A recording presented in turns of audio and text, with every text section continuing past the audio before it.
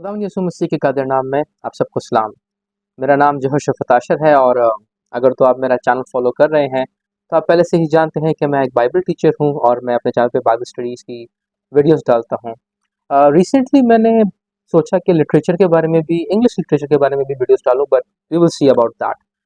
अच्छा, सबसे पहले तो जितने भी मेरे फॉलोअर्स हैं उनसे बहुत-बहुत माज़रत।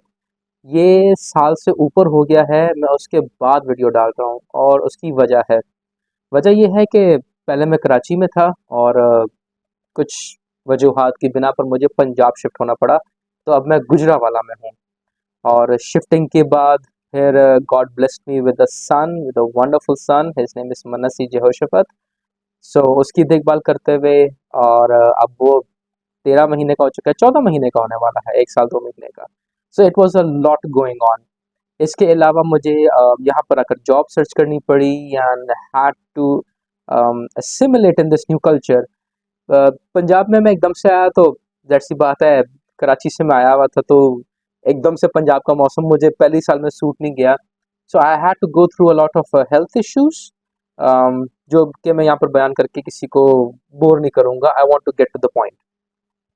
इस वक्त मेरे चैनल पर काफ़ी ज़्यादा इनकम्प्लीट सीरीज़ है। एक है हिजकिय्याह की किताब की, उस पे भी मुझे कमेंट आया हुआ है कि वो आपका पूरा करेंगे, और एक यूहन्ना की इंजील है, और एक दानियल नबी की नबूवतें हैं, और उसके अलावा एक और सीरीज़ है यस ईदों के बारे में।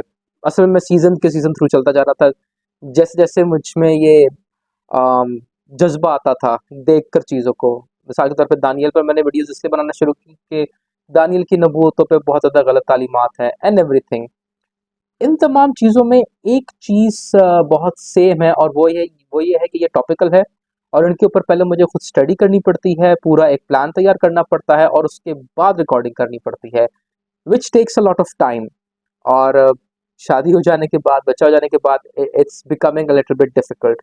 सो अभी मैं क्या करने वाला हूँ, I am going to come back to some of my previous videos, यानी कि मैं एक नई सीरीज़ शुरू करने वाला हूँ, लेकिन मैं पिछले फॉर्मेट पे शुरू करूँगा।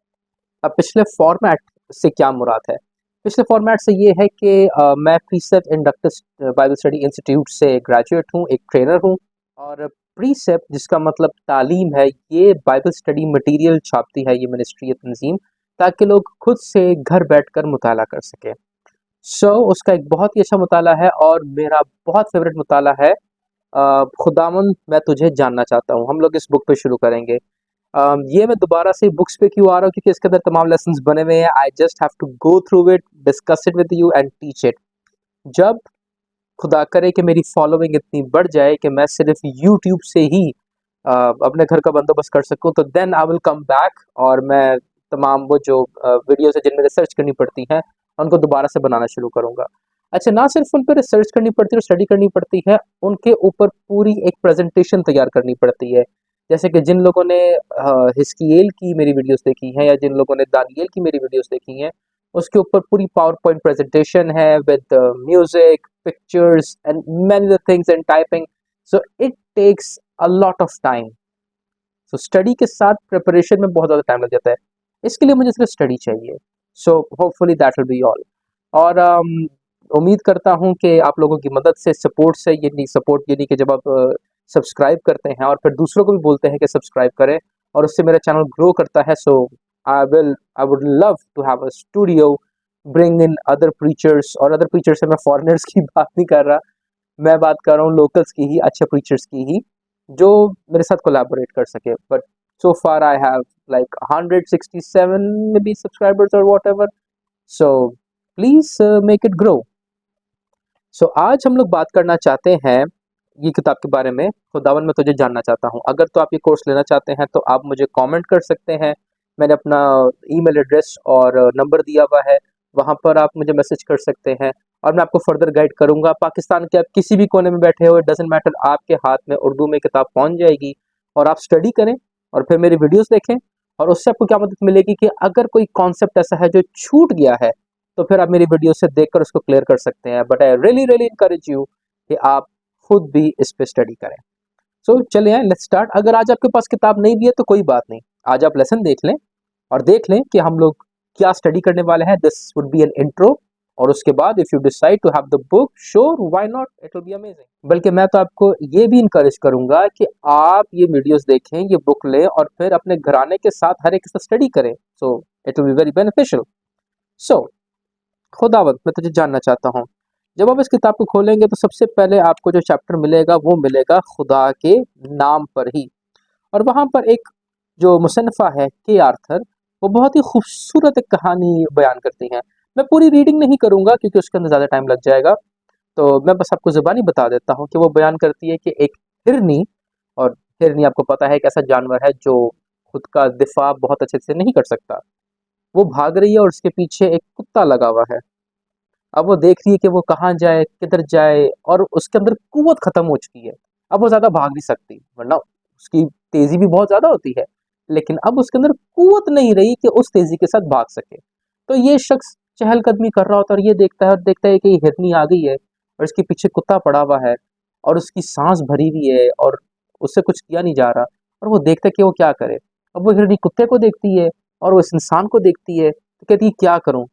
आखिरकार बेचारी थकी मांदी अपना सर उस शख्स की छाती पर रख देती है और शख्स के अंदर बड़ी नरमी जाग उठती है, बड़ी ममता जाग उठती है उस जानवर के लिए कि जानवर को कोई चाहिए जो इससे बचा ले। तो उसकी इतनी आंखें भर जाती हैं और उससे तरस आता है उस जानवर के ऊपर, और कहता है ठीक है। यहाँ से क्या बताना चाह रही है कि अगर एक इंसान के अंदर इतना तरस आ सकता है कि वो एक थके मांदे जानवर की परवाह करे, तो खुदा हमारी परवाह क्यों नहीं करेगा, बशर्त ये कि हम इस हिरनी की तरह खुदा पर तवक्कुल करने जाएं और अपनी सारी फिक्र खुदा के ऊपर डाल दें। सवाल पैदा हो सकता है, ये जो कुत्ते पड़े हुए थे ये कौन थे?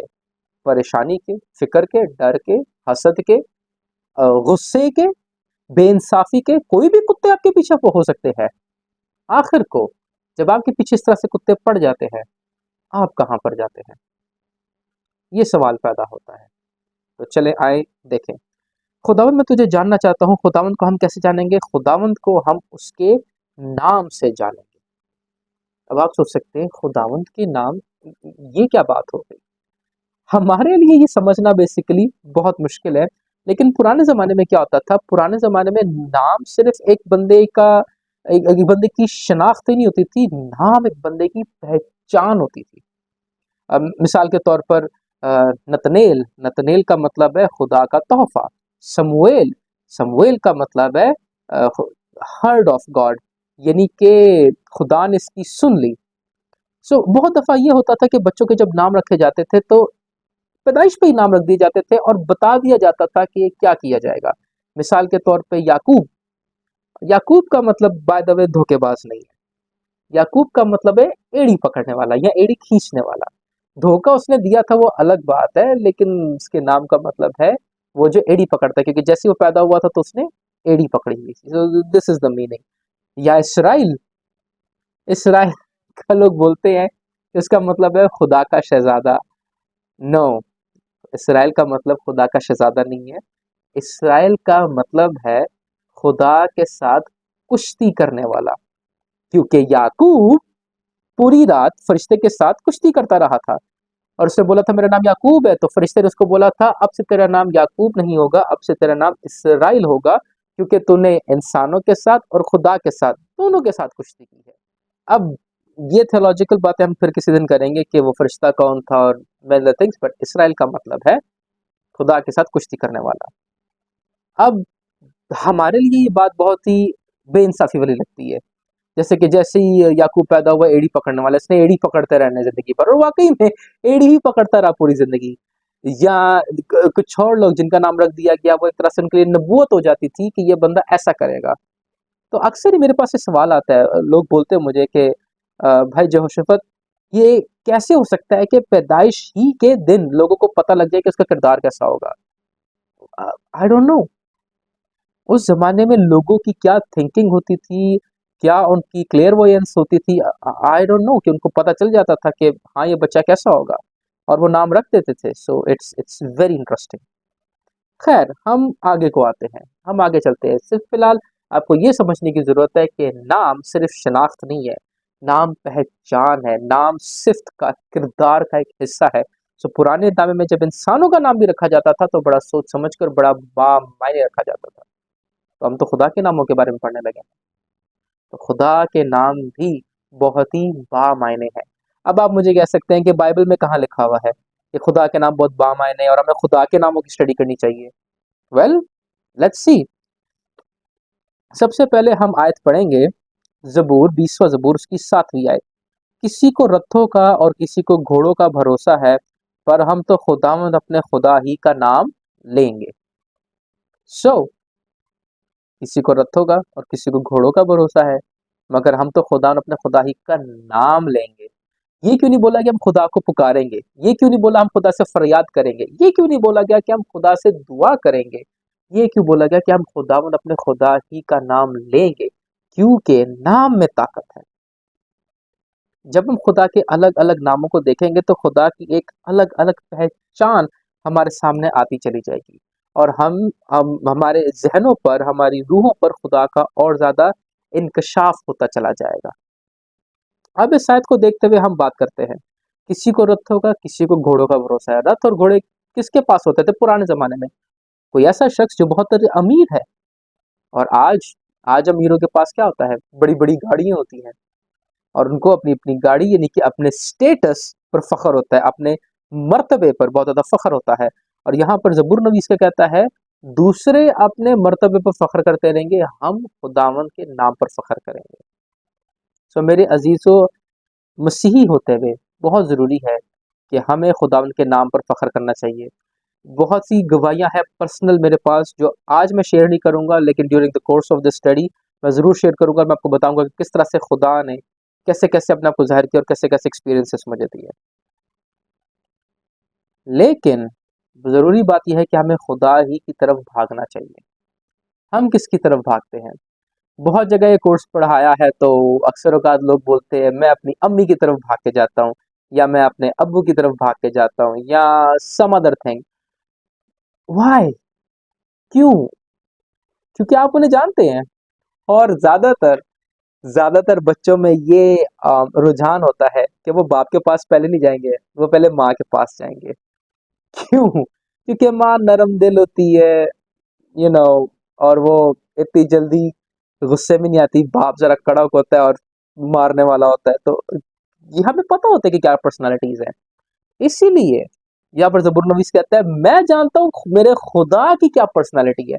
मैं जानता हूँ कि मेरे खुदा की क्या सिफ़त है। इसलिए बाकी कोई रथों के पास जाएगा, घोड़ों के पास जाएगा, मैं खुदावंद अपने खुदा ही का नाम लूँगा। और आपके पास फिर आगे चल के इस पूरे ज़बूर पर स्टडी है। So I would really encourage कि आप ये ज़बूर पूरा का पूरा पढ़ लें। अगर आप चाहें तो आप पॉज़ कर सकते हैं वीडियो, और 20वां ज़बूर है, सिर्फ़ 9 आयात है और आप पूरी जल्दी से पढ़ लें। अगर तो आपने पढ़ ली हैं तो चले आए, देखिए यहाँ पर क्या बात हो रही है, डिस्कशन करते हैं।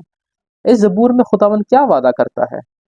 इस ज़बूर में खुदा ये वादा करता है कि वो आपके लिए मदद ज़रूर भेजेगा। मिसाल के तौर पर दूसरी आयत में, वो मक़दस से तेरे लिए कुम्मक भेजे और सय्यून से तुझे तक़वियत बख्शे। वो तेरे सब हदियों को याद रखे और तेरी सोख्तनी कुर्बानी को कबूल करे। सो हम देखते हैं कि जब आप खुदावंद के नाम को पुकारेंगे तो खुदावंद आपकी सुनेगा और खुदावंद आपको ज़रूर जवाब देगा। दूसरा सवाल यहाँ पर ये लिखा हुआ है, बुक के थ्रू मैं जा रहा हूँ, आप नोट कर सकते हैं अपनी डायरी में। क्या इन वादों की तकमील के लिए कुछ शराइत है? क्या शराइत है? शराइत है कि खुदावंद को पुकारना होगा, क्योंकि पहली आयत में है, मुसीबत के दिन खुदावंद तेरी सुने, याकूब के खुदा का नाम तुझे बुलंदी पर कायम करे। सो याकूब का खुदा कैसे सुनेगा? जब आप पुकारेंगे। तो आपको पुकारने की, खुदावंद के पास जाने की, खुदावंद पर तकिया करने की ज़रूरत है। और यहाँ पर यही बात की गई है कि खुदावंद का नाम तुझे बुलंदी पर कायम करे, खुदावंद तुझे महफूज रखे। सो ऑल दीज थिंग्स ये हमें बता रहा है कि खुदावंद के नाम में कुछ बात है। खुदावंद के नाम में क्या बात है? आखिरी है जिस लेसन में हमें मिलती है वो है, खुदावंद का नाम मोहकम बुर्ज है, सादिक उसमें भाग जाता और अमन में रहता है। ये इमसाल उसका 18वां बाब और उसकी 10वीं आयत है। अगर आप पुराने शहरों का नक्शा देखें तो आप देखेंगे कि शहर का नक्शा उस तरह से नहीं होता था जिस तरह से आज हमारे पास है। शहर बहुत मुख्तलिफ होता था, ज़्यादातर वो गुलाई में होता था, मुहीत होता था, और शहर के इर्द-गिर्द एक दीवार बनी होती थी जिसे हम फसील कहते हैं। तो बहुत सारे लोगों को नहीं पता फसील क्या होती है। फसील वो दीवार होती थी जो शहर के इर्द-गिर्द लगी होती थी। होता क्या था कि जब शहर पर हमला किया जाता था, तो शहर के दरवाजे बंद कर दिए जाते थे और इन फसीलों पर से जो तीरंदाज होते थे वो तीर मारते थे और फौजी वगैरह लड़ते थे। शहर के अंदर नहीं आया जाता था, लेकिन कभी कभार दीवार तोड़कर शहर के अंदर घुस जाते थे लोग। और फिर क्या होता था, फिर शहर के लोग तो जहां पर हैं वो जंग लड़ ही रहे हैं, लेकिन शहर की जो गवर्नमेंट है, जो शाही लोग हैं, वो बिल्कुल बीच में एक अहम बुर्ज होता था, वहां पर चले जाते थे और बुर्ज में छुप जाते थे, जिसको हम किला भी कहते हैं, और अंग्रेजी में हम इसे बोलते हैं कासल। अंग्रेजी में हम इसे बोलते हैं टावर। कासल महल होता है, ये टावर है, और टावर बहुत मजबूत होता है। ये मोहकम मोहकम बुर्ज बहुत मजबूत होता है। इसके अंदर आसानी से गिरा अंदर जाया नहीं जा सकता, इससे आसानी से गिराया नहीं जा सकता। और अगर कोई इंसान इस टावर के अंदर दाखिल हो भी जाए तो इसके अंदर से एक सुरंग होती थी जो खुफिया तौर पर निकलती थी और बादशाह को पहुंचा देती थी। क्यों बादशाह को पहुंचाना या बचाना क्यों जरूरी है? क्योंकि बादशाह अगर बच गया है तो वो दोबारा से एक आर्मी खड़ी कर लेगा। आर्मी अगर गिर गई है तो उसका कोई मसला नहीं है, हेड जिंदा होना चाहिए, लेकिन अगर हेड गिर गया है तो आर्मी दोबारा कैसे जिंदा होगी? तो इसलिए मेरे अजीजों, हमें खुदावन का नाम देखें, खुदावन का नाम मोहकम बुर्ज है, सादिक उसमें भाग जाता है और अमन में रहता है, लेकिन सादिक खुदा के नाम की तरफ क्यों भागेगा अगर उसे पता ही नहीं होगा? तो आए मेरे अजीजों, अगले कुछ 17 और 18 वीडियोस तक मेरे साथ रुके और आप देखेंगे कि खुदावंद का नाम कैसे एक शख्स के लिए मोहकम बुर्ज है और हमें सादिक होते हुए क्यों उसकी तरफ भागना है, और आप बरकत पाएंगे। उम्मीद है कि आपको आज के लेसन से बरकत मिली होगी, और मेरे से खुदावंद का नाम जपना ना भूलें। अगर आपका कोई सवाल है, कोई क्वेरीज है, बी श्योर टू कमेंट। मैं एक सेपरेट क्वेश्चन आंसर की वीडियो बनाऊंगा जिसमें मैं आंसर जरूर दूंगा। सो होपफुली नेक्स्ट जो मेरी वीडियो होगी उसमें हम पैरा नाम डिस्कस करेंगे, एलोहीम। अगर आप इसके बारे में सर्च करना चाहते हैं, डू इट। अगर आप किताब लेना चाहते हैं तब तक do it, and I will be putting videos. Thank you, God bless you. खुदा बाप बेटे रोल कुछ के नाम से, आमीन।